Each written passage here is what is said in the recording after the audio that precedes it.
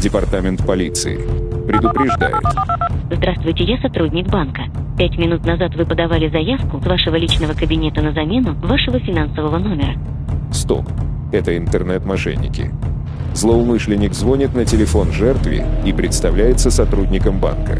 Сообщает, что с банковской карты клиента производится несанкционированный перевод денежных средств, и для того, чтобы отменить операцию, необходимо перевести все имеющиеся средства на защищенный счет.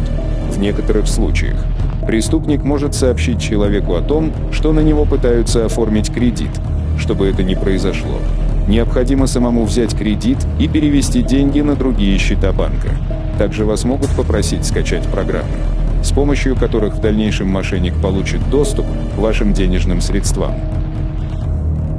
Запомните, сотрудники банков не звонят и не просят конфиденциальную информацию у своих клиентов.